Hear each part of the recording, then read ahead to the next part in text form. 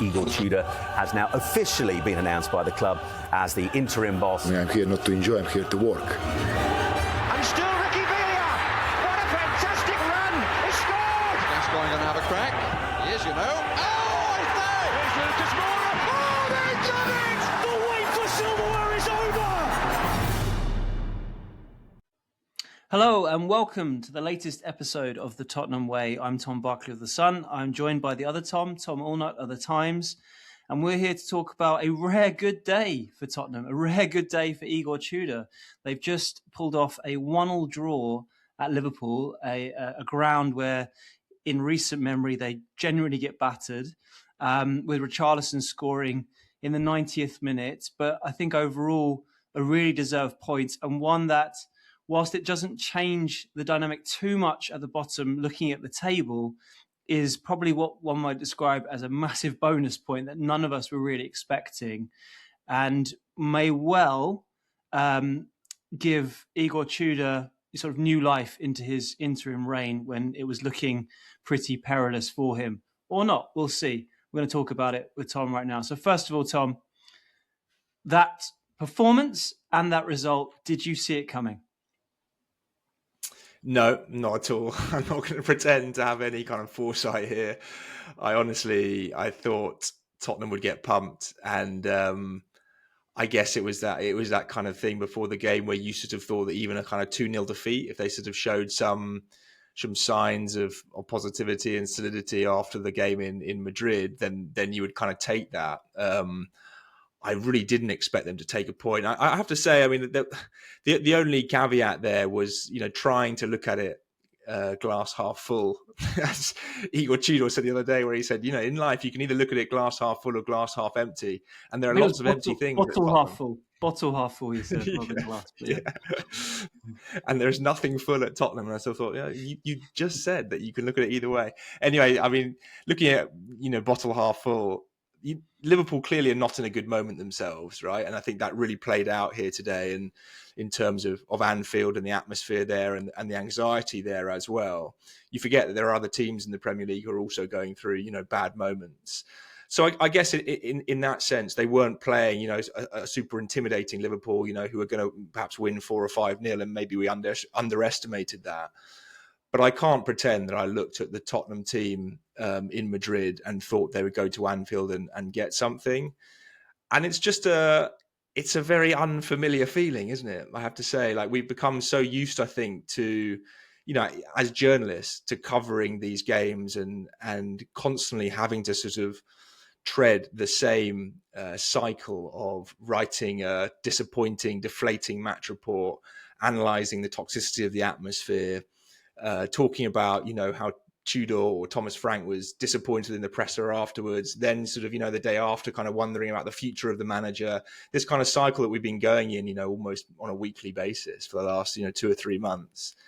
It does feel, and I think the fans will feel this as well this evening, just a sense of relief, and actually Tudor's way of putting it in the press conference afterwards. And we should say that neither me or you were at the game today. I don't cover Liverpool games for the Times, and neither do you, Tom. So, we were both watching on television, but Tudor said in his press conference, it was like a breath of fresh air, I think is what he kind of said afterwards. And I think that is true, and we'll get into the significance of it and what it really means. But just in terms of the kind of first feelings post-match, it's nice.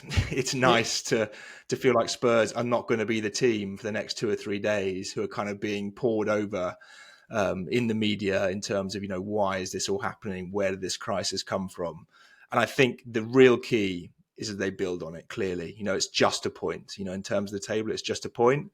But I think it can be a platform perhaps for a revival. How did you see it, Tom? Did you think they deserved it? Do you think they played well? What were your feelings? Yeah, definitely deserved it. Really impressed, actually. I don't think Liverpool were good. That's clear for everyone to see. It's amazing how much has changed since last season, where think Spurs even took the lead, didn't they, under Andrew, or at least Solanke scored an early header. And it was just a certain inevitability about the whole situation. Yes, obviously Spurs were going for Europe, all in on Europe at that point. And Liverpool, I think, even won the title off the back of that win. But you just knew it was going to happen. Whereas this time, it's not so much a sort of vulnerability about Liverpool, albeit there is that at the back. It's just the fact that they, as Jamie Carragher kept saying throughout the match, they look like they're sleepwalking through games. There's a lack of an idea really to break teams down, very much like we've seen with Spurs, but not to quite the extent that we've seen with Tottenham, particularly under Thomas Frank. That it really did feel like the Spurs were in the game throughout, even when they conceded, quite a soft goal, which we'll come on to about Vicario in a minute. I think he's worth sort of focusing on in a second, but having said that, the amount of times we've seen Tottenham collapse under adversity, Thomas Frank talked about trying to work with the team on dealing with setbacks, and he kept saying that he felt that they were improving on that front. I suppose after games like City, it was easier to argue that case, but it never really quite convinced right to the end. And it's been the same with Tudor as well throughout. Albeit Atletico in the week was surely rock bottom for setbacks. I mean, that was the most staggering game I've ever seen. But the way they handled it and just kept going with all those players missing deserves enormous credit. And regardless of the plaudits from the outside, who Spurs may well have, given up reading or thinking about anything else outside because it's just been doom and gloom, and kind of rightly so, given how badly they've performed for such a long time now, just for their own self-worth, remembering that they have qualities. They might not be the best team in the world. They're clearly not. You can't play like this consistently for 2 years in the league and it all be a sort of charade or hiding an actual quality team that just hasn't been put together properly. But I also think they are better than what they've shown. There's a sort of middle ground with some of the players that they've missed. I just think the Premier League is so difficult now with the team so well trained that it doesn't take much to start slipping down the league when you start losing confidence and losing players and keep changing the manager, all these things. But yeah, the grit that they showed was really impressive. I mean, I think to come back at you, Tom, regarding that sort of grit and determination, how impressive is it that they did it, given that 13 players were missing? Because they already had an injury list of 8 players, then suddenly Basuma's out, then we have Romero and Polina out due to concussion protocols, Van der Ven suspended, and then even Conor Gallagher, who he did hint had a fever in the week, but he thought he'd be okay. But clearly they planned for him because Tudor talked about the setup was going to involve Gallagher, and he effectively had to pull out the last minute. So it required a sort of last minute rethink with Sousa playing right wing, and he's a left back. I mean, that really underlines, they were what they did with the limited resources available. I mean, the bench was staggering, really. 7 players on the bench, including 2 goalkeepers and 2, established senior players, outfield players, Xavi Simons and Colin Mwani, who I think both played their part off the bench. And 2 goalkeepers, one of whom you'd say is, with no disrespect, basically unpickable at the moment. So, I mean, the squad is as bad, I think, as it's been. I mean, my memory is, I don't know what you think, Tom, but I mean, even in the kind of depths of last season when they were 12 players out, I think, which was the most they had out at the end of January under Ange, I don't think it was this bad. I mean, I think you could perhaps say that the players they had out under Ange, which left them so threadbare in defence, was perhaps worse. Maybe they've got sort of at least the kind of core of a team here, but in terms of the squad depth, they are really down to the bare bones. And I think you're right. I mean, Sousa playing right wing, what can you say about it, really? I actually thought Danso and Dragusin really at centre-half did really well today. I thought they both were excellent. Just by going back to basics, keeping it simple. And that was a real theme, I thought, of the performance in general, was kind of just reducing mistakes, cutting out the margin for error.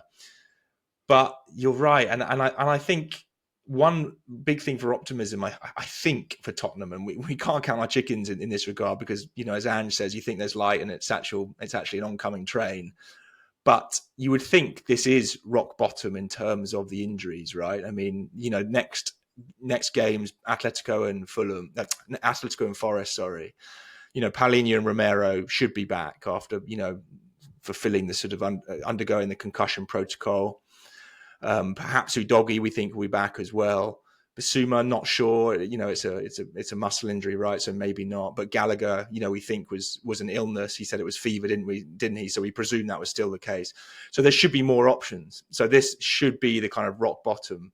But to produce a performance like that, it wasn't a kind of vintage attacking display. Of course it wasn't. No one can pretend it was. But you're right. It was determined. It was dogged. They came through that difficult spell, I thought, after the free kick, after Szoboszlai's goal. When Liverpool were on top for that 20, 25 minutes, I thought, kind of just until about a 5-minute spell before half-time, when Tottenham actually improved, I thought, and went into the break the better team.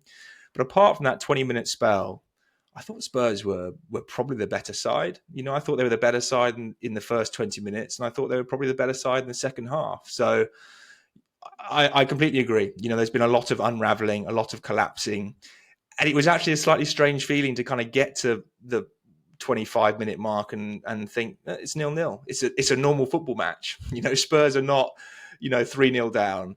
They're not, having a man sent off and conceding 3 goals in 8 minutes. It wasn't a humiliation. It was a proper football match where Spurs were very much in the contest. And I almost feel like the players felt that as well. That there was a kind of suddenly a realization. We deserve to be here. We belong on this pitch with Liverpool. We can match them and we can actually get a result here. And I think that was big for their belief.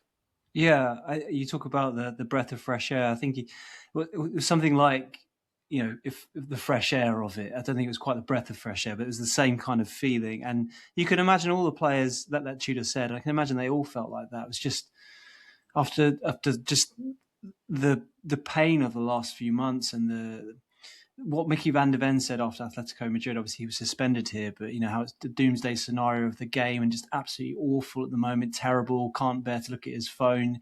Just it's all encompassing these days with social media. That players just can't escape it.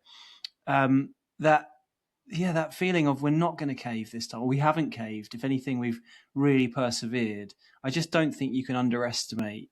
At least I hope you can't underestimate how transformative that could potentially be in the mindset of these players. And I do think, Tudor deserves a lot of credit, to be honest.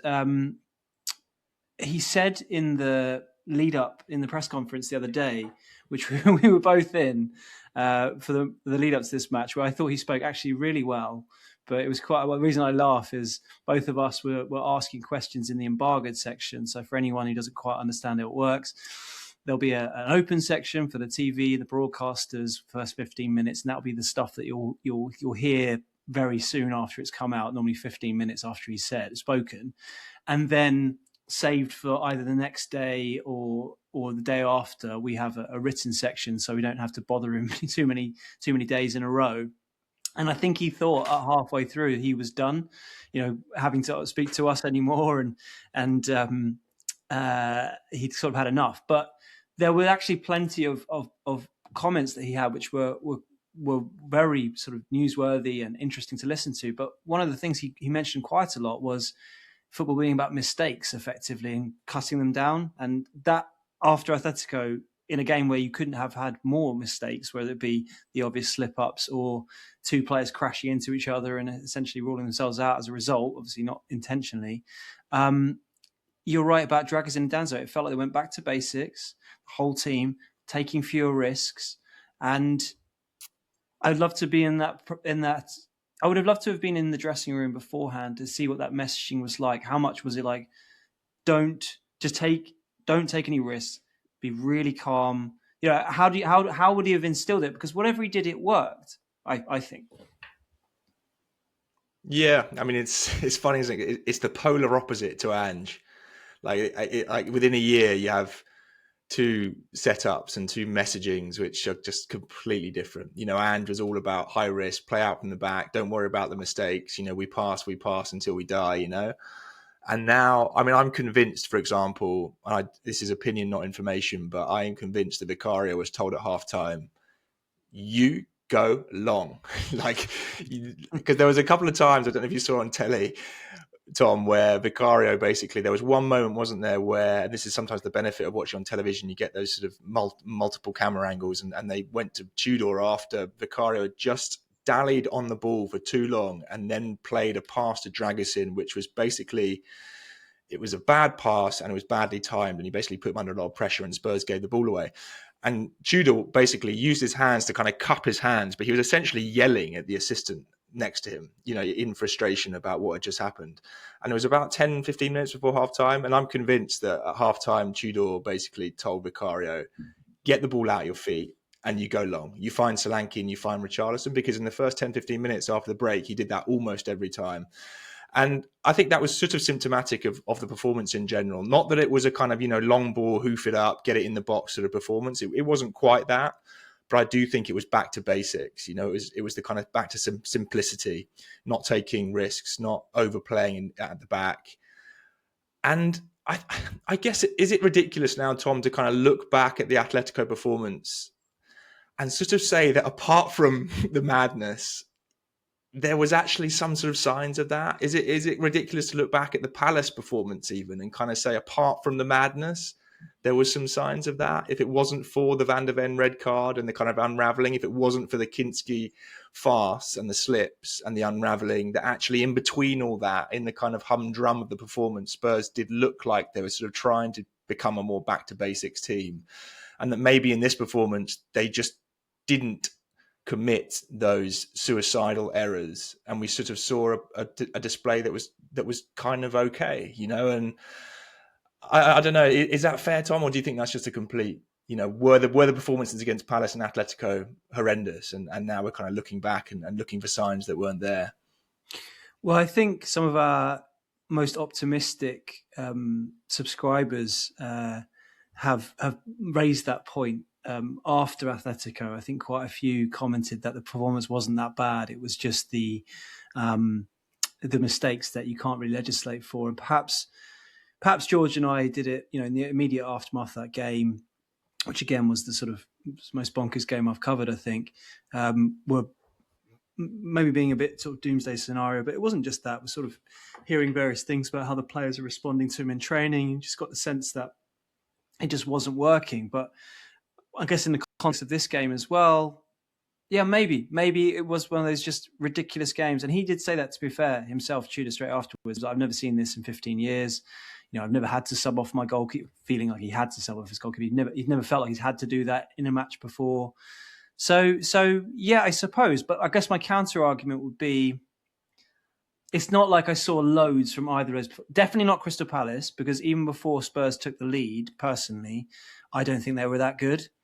I mean, no. They did take the lead, but it wasn't like, wow, Spurs are back. This is a really impressive performance. If anything, if it weren't for VAR ruling Ismaila Sarr's nose being offside, I think, Palace could have, if they had got that goal, it would have been quite well deserved. So I don't really buy it for that game.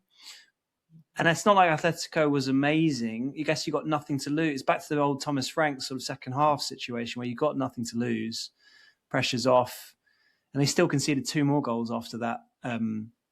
After those sort of mad first 3 goals. So I don't know. I'm not sure I'm going to completely go down that route, but I'm sure there are lots of fans out there, particularly, like I said, the ones who have commented on in the last couple of pods, particularly the last one, who are being sort of more optimistic and definitely bottle half full over that performance. But today was different. I thought there was a lot of qualities, particularly sort of from the psychological side of things, and the ability to create chances, that really gave me sort of cause for optimism. But before we sort of turn back to that, I do think we should maybe dwell a little bit on the one mistake. Maybe, I think it was a mistake. Again, it's always difficult to criticise goalkeepers when it comes to shot stopping. I think it's easier unless you are a goalkeeper. Obviously, we're not professional footballers, so I guess this many might think that this is refers to everyone we criticise, but I don't know, when it's talking about people goalkeepers playing with their feet, it feels a bit easier to sort of say that wasn't good enough. Shot stopping, I'm always on slightly shakier ground. But I don't know. It is quite central in the goal. It does feel like his footing, which Jamie Redknapp was talking quite a lot about on the TV. He was kind of on his tiptoes. Didn't really get quite much of a leap in that situation to try and keep out Szoboszlai's free kick, and then the hand isn't quite strong enough. So I guess I would, look at those professional players and their criticisms of them, and they all seem to be pretty damning of Vicario's effort in that. And I do think it probably was quite weak, and just kind of reminded us all why Vicario was dropped in the first place before Kinski had his nightmare at the Metropolitano, and sort of kind of underscoring why Tudor felt it was time to make a change. I don't know. What do you make of that particular incident, Tom? Tudor said he wasn't dropped, Tom. Remember, we asked him in the press conference and he said, dropped? Never. Why do you say dropped? Just a normal situation, Tony playing in a different game, in a different competition. I think Vicario is a problem. I do think he's a problem at the moment, just as much as, Kinski was clearly a problem, and bringing Vicario back doesn't suddenly solve the issue. You're right. There was a reason why Vicario was replaced for that game. It wasn't a convincing stop. You're right. At first sight, it looked like another brilliant Szoboszlai free kick, doesn't it? And then you suddenly look at it on the replays and you think, actually, that wasn't really in the corner. It was pretty central, nice height. I think Vicario should have got across quicker, and once he'd got across, he should have made a stronger hand to it. And as I said before, I think it's his distribution, which I think is also a problem for Spurs at the moment. You realise, watching these games in the Premier League, how a goalkeeper giving the ball away can cost you, 5 or 10 minutes of pressure sometimes. It can mean you lose a corner and you lose momentum, and suddenly you're kind of, boxed in your own third, and Liverpool will press you, and then you have to sort of, field the throw in your own corner, and you think this is all going back to that kick. Sometimes that happens. You think this whole period is going back to that botched pass from the goalkeeper 5 or 6 minutes ago, and that's how the Premier League football is now with the way teams kind of box you in and press you in. And I think Tudor was right. If he told Vicario to go longer, or whatever the tactic was, if Vicario, let's give him some credit, let's say that he came up with that in the second half and wanted to go longer and more direct. If that was the case, it worked better in the second half. It worked a lot better. And maybe if you have Van de Ven and Romero at centre halves, you have slightly more kind of technical agility with the ball, and you can play out from the back in slightly tighter areas, perhaps, But I think Vicario needs to get the ball out of his feet in this run-in. One touch, look for people. You've got two players at the moment who are playing. We presume they're going to play for the run-in because they're so important in Solanke and Richarlison, who are good at challenging for aerial balls. And I don't think Spurs can play these next 8 games in the Premier League run-in as if they're playing Ange ball. I just don't think they've got the confidence. I don't think they've got the players for it. I think they have to accept, in Tudor's words, that they have to have a small team mentality, and that means playing percentages. And I think they did that well today. It's another question, maybe we should come on to it, whether Tudor's tactics today, for example, will serve Spurs well in the home games that ultimately are probably going to decide their fate. Can they play like they did today at home to Everton and to Forest and Leeds, and Brighton? Is it the same kind of tactics and team that can get the points over the line for those matches? I'm not so sure. But I think it really worked today. And just on that, Tom, before I forget, because I made a mental note to make this point, I thought at the end, the scenes with the fans and the players, I thought was important. I think I haven't seen that for so long. Players going over to the sort of Spurs fans in an away game, and getting a rapturous reception and sort of standing there and kind of soaking up the applause and soaking up the kind of, positive vibes.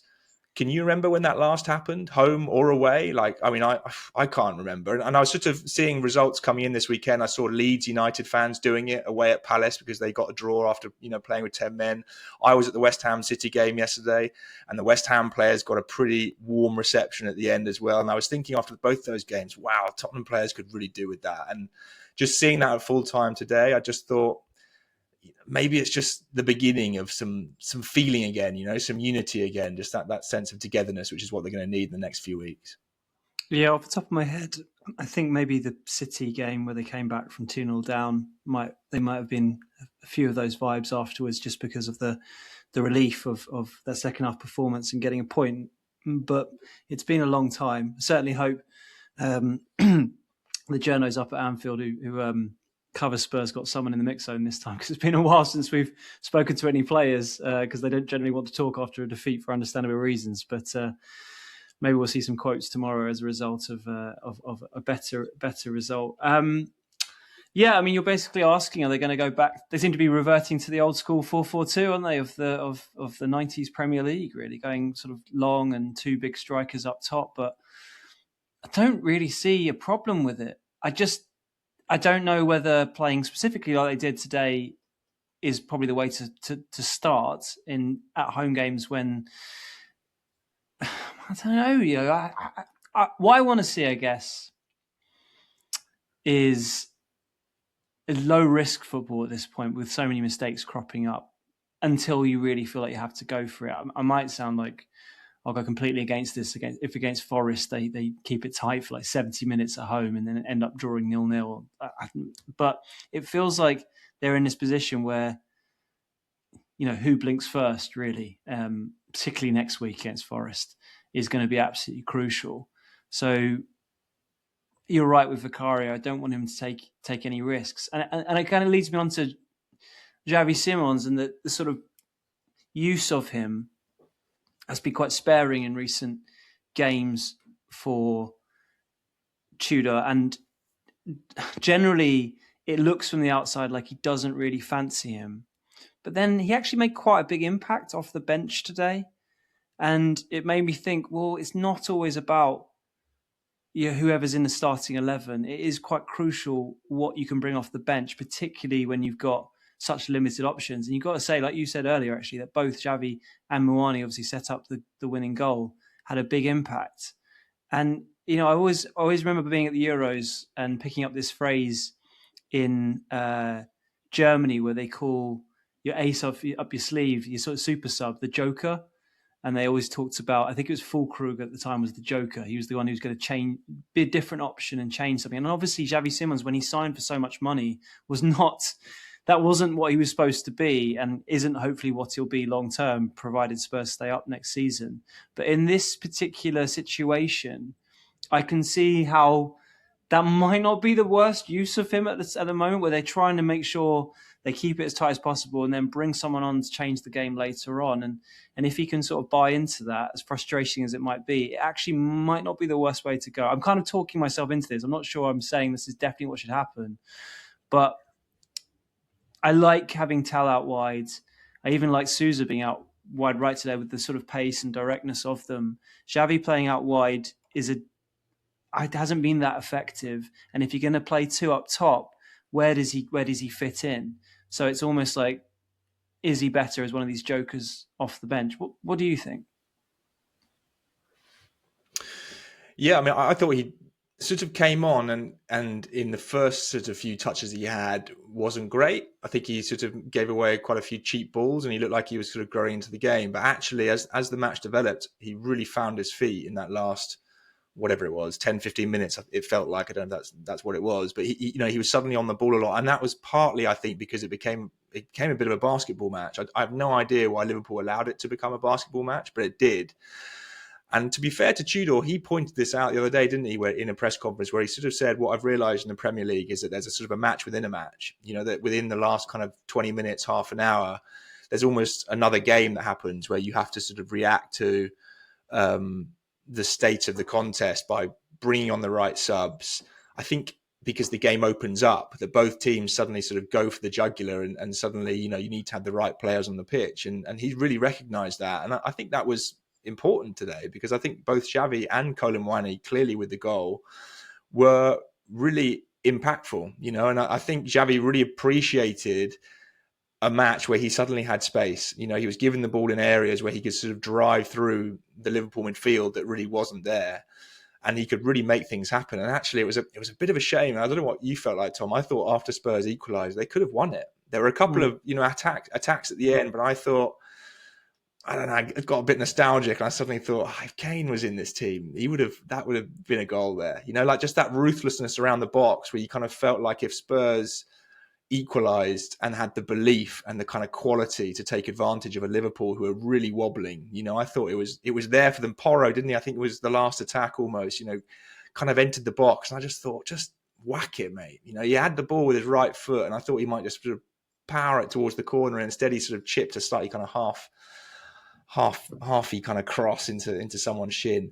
But it was there for them. And I think Xavi, I feel for Xavi because I do think he was basically played left mid in a 4-4-2 against Fulham, which is just not his position. It's not his role. And he's really struggled with that, got taken off. I think we said at the time, you know, he came off near our side by the press box and sort of threw all his tape to the floor as if he'd really had enough.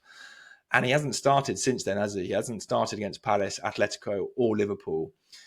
And I sort of understand it. I have to say, I can understand why Tudor is sort of saying, you know what, in this situation, you're not my problem. You're not my project.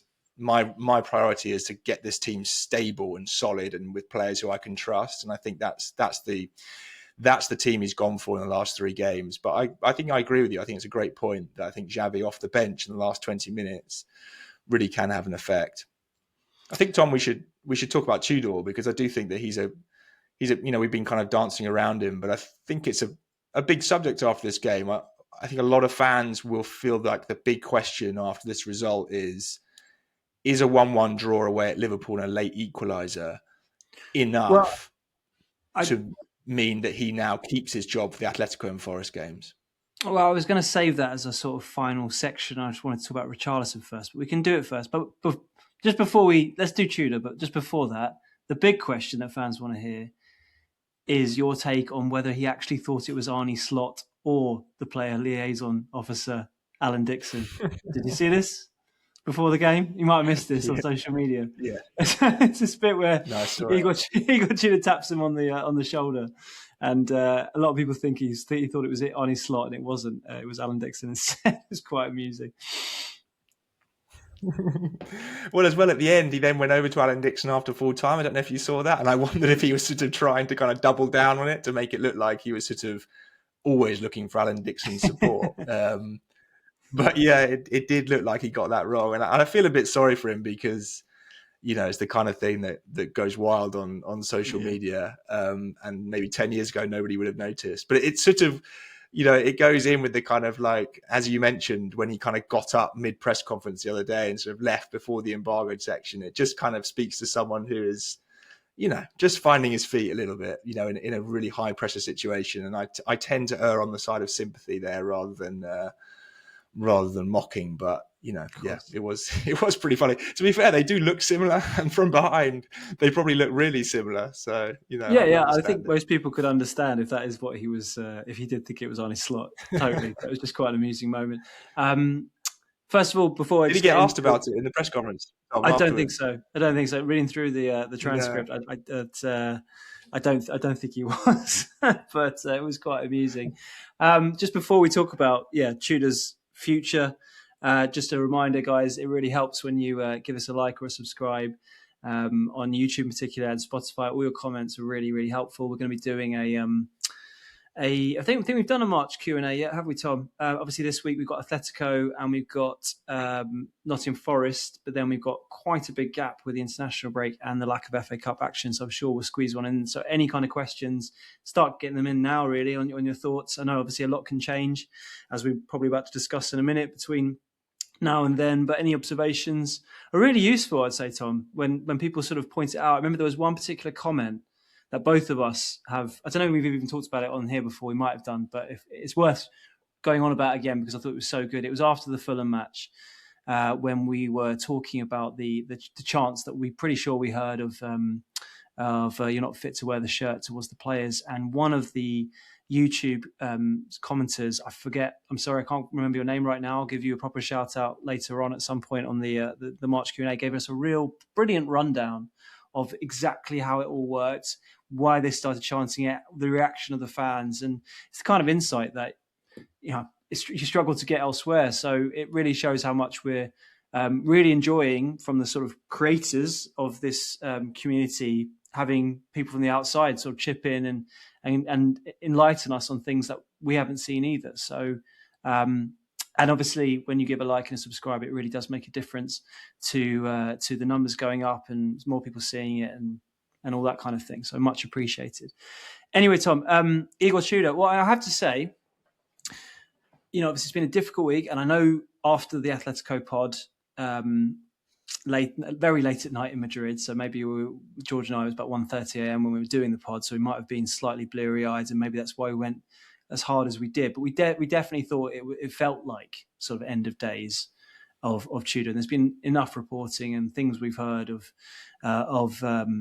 Tottenham at least weighing up their options if they were going to be in a position where they were going to have to make a change. And it did feel if they lost here and it was 5 defeats out of 5, then that could be curtains, because as you said a while ago, you can't bring in someone for a new manager bounce and get no new manager bounce at all. I did feel like throughout the game, though, as you're writing your match report, or as I was writing my match report, you're thinking at the beginning, oh, this is going to be another loss, and it sort of, you're wondering where it's going. But as the game developed and you saw how well Tottenham played, you thought, I still feel like he's probably going to be in danger because of the pure element of the results. But actually, based on the performance, I wonder how much the hierarchy would have looked at that had they lost 1-0 and thought, no, there's lots to sort of be encouraged about. Then Richarlison obviously goes and scores, and it's an absolutely precious point. So personally, even though it's not like this definitely means that Igor Tudor is here until the end of his short-term reign or even longer, I'd be surprised. I've been speaking to a lot of people off the back of this game. We haven't had time yet, but I'd be surprised if suddenly they look to get rid of him before Atletico now. Because why wouldn't you have done it already if you were looking to do it? And surely today's evidence gives you more reason to back your decision so far to stick with him. I think the question why they haven't done it already, you could say that going away to Liverpool was not the match you wanted to give a new coach, particularly, I think, and this is, crucial context, I think, given the example of what happened to Tudor with Arsenal. I think there is a very clear template there for how a bounce can very quickly become a thud. If you give a new manager a really tough game away, and I think that did happen with Tudor, unfortunately, and perhaps we sort of foresaw it, but that is how it played out. So I think it is very possible that was part of the thinking. I also think that the lack of, and we feel like we're banging the same drum here for the last 6 months, but the lack of clear and obvious alternatives meant that it was not an easy decision to make. There's no one there, is there, right now, who you can kind of quickly turn to, and that is still the case. But I think the fact that they were looking at their options before this game, and my understanding is, I don't know if you've heard this, Tom, that they were part of that thinking has been to kind of revisit the idea of trying to make a permanent appointment before the end of the season rather than kind of going down the interim route again. Now, whether that kind of theory and reality sort of bears out very much depends, of course, on the crucial point, which is, can you find someone to take the job permanently? But clearly, I think there is a realization at Spurs, I think, that part of the problem here is the kind of lack of authority that an interim coach has, who comes in for sort of what is now going to be 8 or 9 games. If a Tudor was 12 games or something. So I think ideally they have been looking into that scenario, but clearly some of the ideal candidates, we say this again, Pochettino, Iraola and De Zerbi, are all very much, candidates for the summer. And even De Zerbi, I think, who is the one who perhaps there was some hope that they might be able to bring in sooner, I think remains an option for the summer. So then you're back to the sort of less than ideal appointments, essentially, for the coming week, whereby, if they had got thumped by Liverpool, you think, okay, we give the new guy Atletico at home, where it's a sort of a free hit at home. Perhaps you kind of, try and go for the comeback and get a good win, or at least a result. And then, of course, the pivotal one is Forest. The problem I have, I think, with your route is that you can wait, but Spurs can't wait. They've only got 8 games left. And to be honest, they've got the most important game of all of those 8 coming up. They can wait for the international break, and they get the 3 weeks, to prepare and to bring in a new coach. But the one they need to win, the one they really can't afford to lose, is the Forest game.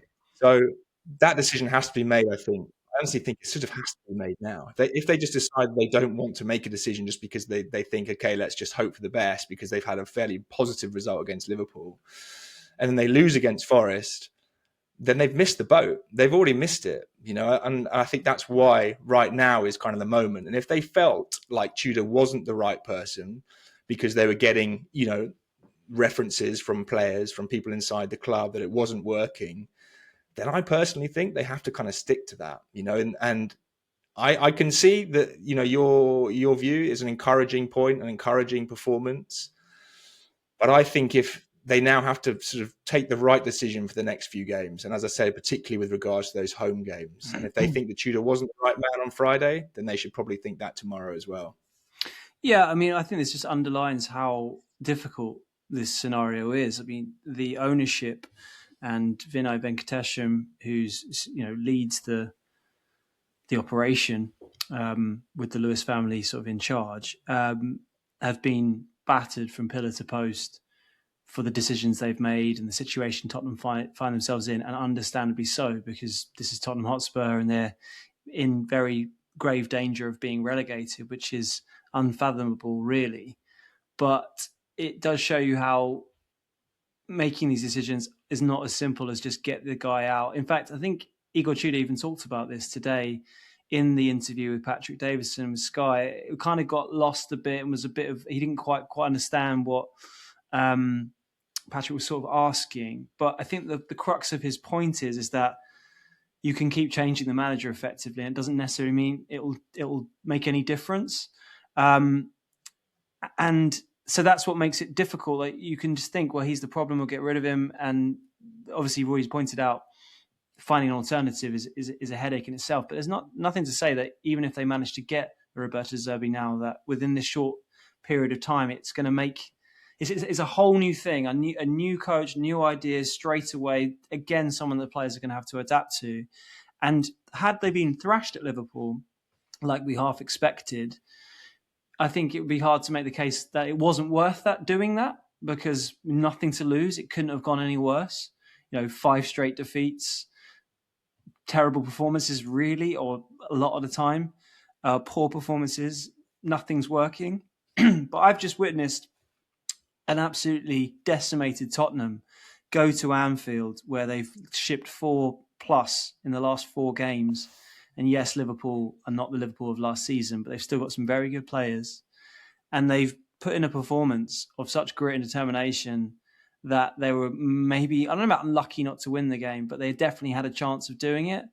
And so I guess they've got to weigh up, is it really worth not persevering based on that one performance?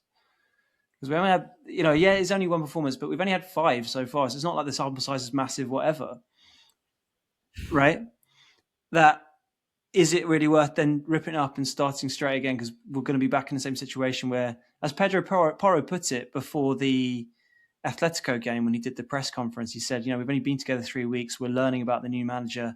The new manager's learning about us. It's going to be exactly the same situation, unless it's Ryan Mason, which is why we were on the last pod kind of espousing the sort of logic behind hiring him, because he's worked with so many of these players already that there wouldn't be that kind of, rush to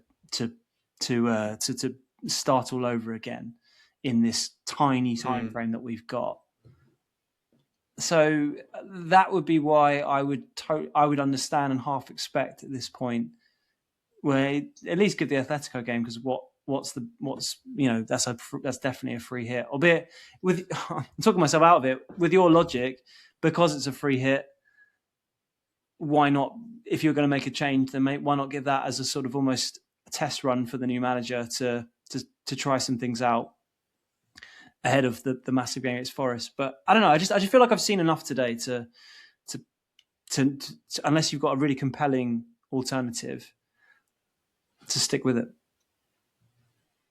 Yeah, and I mean, clearly that is the big unknown, isn't it? And it was always a big unknown with Frank. It was, okay, should they sack Frank or should they stick with Frank? well, tell me what the alternative is, because until you know what that is, you can't really answer the question. And that is probably the case with Tudor as well, right? That until we know what their plan C is, we can't really say if it's the right decision or not. But we can't ignore, Tom, that we all wrote 3 or 4 days ago that Tudor had basically lost some of the respect of the players, that he was basically facing a kind of mini revolt post Atletico, for his handling of Kinski, for the way he dropped him, for the way he took off, for the way he dropped Vicario and the way he handled Kinski, for the way he sort of dealt with the players in training for the last few weeks. And clearly, I think, we have to say as journalists that I think in these moments when the team is on its knees, there is always an opportunity for unhappy players to vent, and a squad is always a collection of mixed voices, of people who are for the manager, against the manager, and others who are just generally agnostic. And clearly, when there is a bad moment like Atletico was, those voices who are unhappy, suddenly feel like they have the confidence to speak louder. So it's not necessarily all of the squad, but we can't say, suddenly 3 or 4 days later that this team is, suddenly massively behind Tudor, because we know that there are players in that team who, are not enjoying, his management style, for example, and were shocked by, the decisions he took, for the Atletico game. And that's not suddenly going to become, all correct and brilliant just because they've picked up a point at Anfield. It is a start. I do think results can, change moods. And, we talked about the fans, I think that is true as well in the dressing room. I'm sure that dressing room after the match today was in really good spirits. So you're right. Like the big question is, if the sort of, the corner flag statement comes out tomorrow, does that kind of, throw the kind of club back into this sort of sense of chaos again, that suddenly everyone is writing about, the new manager, and Spurs have sacked their interim coach after only X number of days. Does all of that positivity from the Liverpool game evaporate? Or conversely, do they have a platform here where they have a little bit of momentum, a little bit of positivity? They take that point and they say, okay, this is actually a good point to bring in someone else. And then you say, okay, you've got 2 home games and you go for it, and you hope that really sort of gets the squad going. It's a tough decision. And I think it's a good point you make, that for all the criticism of the board this season and beyond, and there is plenty of scope for that, of course, these decisions are tough. It's a tough call to make, and I wouldn't want to be making it. Yeah, I mean, you do make a good case. It would be a ballsy move to change it now off the back of that result. And you can say what you want about players being unhappy, and we've all written it. We all heard a lot of the same things. But what matters, what he's judged on, is performances and results. And it is the nature of today's performance and result that is really what's important, whether the players are happy or not in this short period.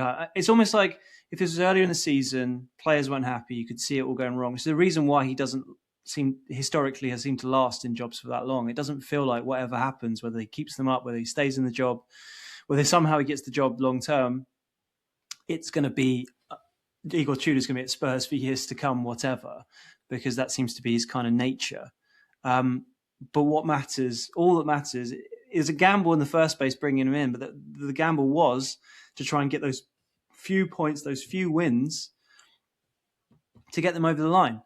And this first complete bonus point, which has taken longer to come, but come at the most unexpected place out of all the matches, apart from maybe Arsenal, albeit that was a home game, so you never know, his first game in charge, does maybe give you a sort of a reason to think differently. And the other thing is this ownership.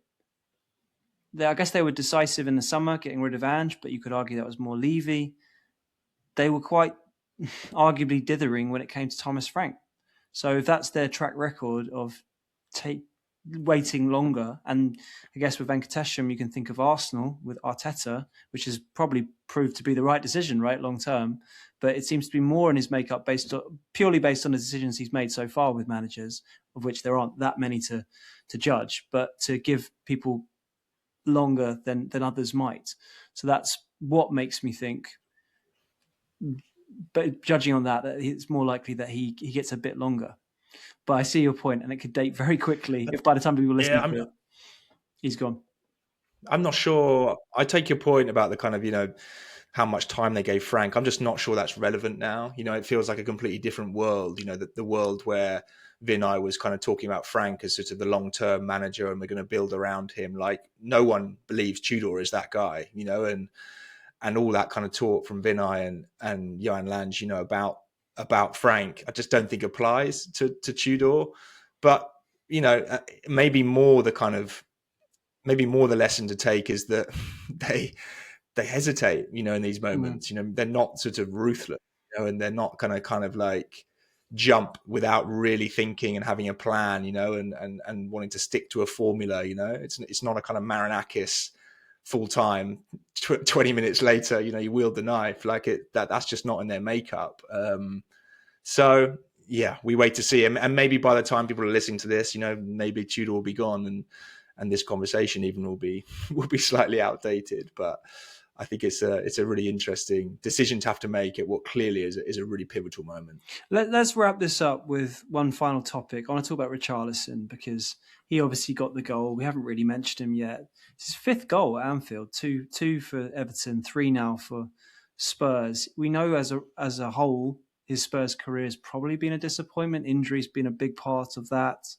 Every time he gets going, he picks up an injury. But I think in this situation that they're in, he could be invaluable. He really could. Yes, we know he's got sort of limitations, but he also has a lot of caps for Brazil. And it's not just because, partly because they haven't had, the kind of historically fantastic centre forwards that they've had during his time of playing for Brazil. But there have been other options, and he has got a lot of caps as well. He's managed to show that through some of the things he can do. And it just, today watching Solanke, who I think is a better player, Richarlison, chances fall to him a lot more than Solanke does. Things, I've said this the whole, for years now on doing this podcast about Richarlison, just things seem to happen around him. I don't know, maybe his timing and his presence get overlooked because you might think wasteful finish or poor touch or whatever it is. But it reminds me of, I don't know if you saw that interview with Matthew Benham, the Brentford owner, talking about Beto, the Everton striker, and how people watch Beto miss sort of 3 chances and write him off as no good. And they see it as, he keeps getting 3 chances in games. If we hone this, he can be a real player. In fact, you might have been you who told me that, Tom. So sorry I've pinched that, but definitely had that came up recently. I don't think so. Okay. Well, it was an interview recently. It was in the Times. It's kind of like looking at him in a different way, Richarlison, same way that they look at Beto. Looking at him in a different way, like appreciating the things he can do rather than what he can't do and what he brings to the table. And in this moment, this hour of need, hour of desperation, of Spurs trying to find their way out of it, he does seem the sort of go-to guy. I feel like he really, if not already, after today's performance, he's going to have a really big say in Tottenham's future in the next few weeks and months. Yeah, it's interesting, isn't it? Because at the start of the season, I wouldn't have put Richarlison in Tottenham's top 20 most important players. And I think now, with 8 games left, I would probably say he's the number 1 most important player for the run-in. I don't know if that's an exaggeration, but I honestly think he is the player right now that looks like he can drag Tottenham out of this. And that's not because he's a fantastic footballer. It's not because if Tottenham are, a top 5 team trying to get in the Champions League, he is the answer to play 30 games and to score 25 goals in a season. I don't think so. But I think in a relegation fight where you've got 8 games to survive and you need players who are going to fight and never give up and who are going to connect with the fans in that way, I think Richarlison's got all of that, and I'm not going to pretend to know in forensic detail, how it went down with Everton, but we see people writing, comments and telling us that this is what happened at Everton when he really made such an incredible contribution to them staying up. And I can see why, because I think he is that kind of player who he gets chances in the box and misses them, but almost doesn't care. He'll go again and he puts his neck on the line, and he's that target man in the box as well when players who perhaps lack confidence behind him don't have the guile or the confidence and rhythm to sort of slip through a through ball. They just want to, stick a curling cross into the area. He's kind of the guy who you want in there. He's going to kind of, cause problems for defenders. He's uncomfortable to mark. Is his finishing perfect? No. Is he going to, Harry Kane it into the far corner brilliantly from the edge of the box? Definitely not. But you give him 4 or 5 chances, he'll probably get one. And what we know about Richarlison is he loves a streak. He's a streaky striker where he gets into the rhythm and the confidence sometimes, and he'll give you 5 or 6 goals in 7 or 8 games. And right now, that is exactly what Tottenham need. If you said to me, who is the number 1 player who you want to be starting against Forest at the weekend, I would say Richarlison. Sure. I don't know. Do you disagree with that, Tom? I honestly think he is, for me, first name of the team. I would have him right now ahead of Romero, Van de Ven, all of these players who are slipping and making mistakes. You want the guy who is going to fight and he's going to stick the ball in the net when you want it. And I saw it against Fulham, I have to say, the 2-1 defeat to Fulham. When he scored that goal, he was running back to the centre circle and he turned around to the fans and he sort of gave a fist and sort of almost snarled his teeth as if, come on, we're in this, And I thought, we haven't seen that from Spurs. We haven't seen that from these players much in the recent months. And I think he's got sort of cult hero potential, I think, in this run-in. It doesn't mean to say he'll even last the summer. I don't know if he'll be here next season, but I think he could be a really important player. If Spurs stay up, I think he could be an important player. Yeah, if ever a player epitomised Spurs in the last few years, it is probably Richarlison with everything he's been through, injuries more than anything, of course. But, disappointing performances, but still with that ability that he can come out of nowhere, that can win games, can make a difference. And that is definitely what they need right now. But I think, obviously... We need to splice up the October pod, whatever we did, where we were talking and Marcus basically delivered a long rant about why Richarlison should never play for the club ever again and clearly wasn't good enough for where Tottenham are. And you know what? I don't even begrudge that. I don't even particularly disagree. I think we all sort of agreed at that point that Richarlison just wasn't the long-term option for Spurs. When Slanky was injured, it just didn't work. But we're in a different world. We're in March 2026 now, where Spurs, are struggling for points and survival. It's a different team, a different world, and suddenly Richarlison is a really key player. Absolutely. I mean, Spurs, they still haven't won in 2026 in the league. They're now just them and Sheffield Wednesday in the top 4 tiers, because I think West Brom won at the weekend and Sheffield Wednesday have -6 points. But that said, I think it's actually been a surprisingly positive weekend for Tottenham. Okay, West Ham took a point off Man City, but I think a lot of us weren't that shocked by that, given the West Ham's revival. Forest didn't beat Fulham. That was huge. Leeds, as well as they did with 10 men to take a point at Palace, didn't win either. I think a lot of us were fearing that Spurs would be in the relegation zone come the end of this weekend. Not only are they not, but also they have a performance that has the potential, as I said from the beginning, to transform the confidence in the group, I think, particularly ahead of their match of the season next week at home to Nottingham Forest. But anyway, that pretty much wraps it up, I would say, Tom. Thanks everyone for listening, and we will do a podcast after the Atletico Madrid game, where who knows what can happen. I mean, it's a 3-goal turnaround. Probably not going to happen, but with Spurs, no one really saw this draw coming at Anfield, so who knows. But anyway, until next time, cheers, guys. Cheerio.